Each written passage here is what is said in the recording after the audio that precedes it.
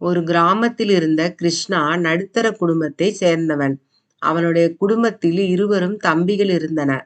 ஆனால் கிருஷ்ணா மூத்த மகன் என்பதால் குடும்பத்தின் அனைத்து பாரமும் அவன் தலையில் விழுந்தது. அவன் சிறுவயதிலிருந்தே சிறிய வேலைகளை செய்து சம்பாதித்து பெற்ற பணத்தை தனது அம்மாவிடம் கொடுத்து குடும்ப செலவுகளை சமாளித்தான். அவனுடைய அம்மா அந்த பணத்தை சிறந்த முறையில் மேலாண்மை செய்து குடும்பத்தை நடத்தி கொண்டு சென்றார்கள். அவனுடைய அப்பா மீன்பிடி தொழில் வேலை செய்தார்.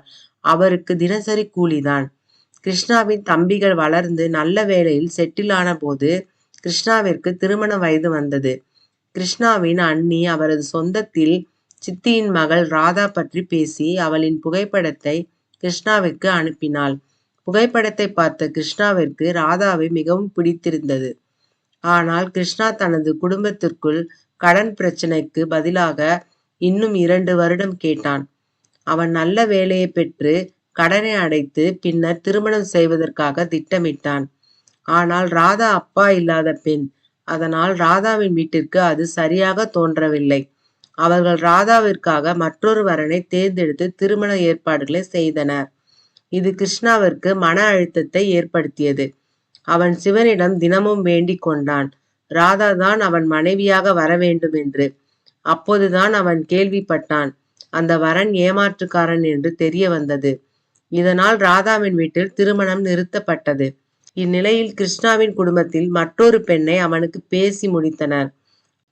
ஆனால் கிருஷ்ணா ராதா நினைப்பில் இருந்தான். இந்த சம்பந்தம் அவனுக்கு பிடிக்கவில்லை. அவன் மனதில் ராதாவை பற்றிய நினைவுகள் இருந்ததால் அவன் அண்ணி சீதா கிருஷ்ணாவை பற்றி ராதாவின் அம்மாவிடம் பேசிக் கொண்டார்கள். இறுதியில் ராதாவும் கிருஷ்ணாவுக்கும் மீண்டும் திருமணம் பற்றி பேசப்பட்டது. இரு குடும்பமும் இதற்கு சம்மதம் தெரிவித்தனர். நிச்சயதார்த்தமும் சிறப்பாக நடந்தது.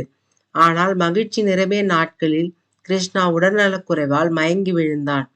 ஹாஸ்பிட்டலில் அவன் ஐசியூவில் சேர்க்கப்பட்டான். ராதா கடவுளை நோக்கி தன்னுடைய வாழ்க்கை துணைக்கு உயிர் பிழைக்க பிரார்த்தனை செய்தாள். இது உண்மையான காதலும் நம்பிக்கையும் கொண்ட ஒரு பெண்ணின் மாபெரும் போராட்டம். கதறி எழுத ராதாவின் பிரார்த்தனையால் கிருஷ்ணா குணமடைந்தான். இறுதியில் ராதா கிருஷ்ணாவின் திருமணம் ஆனது.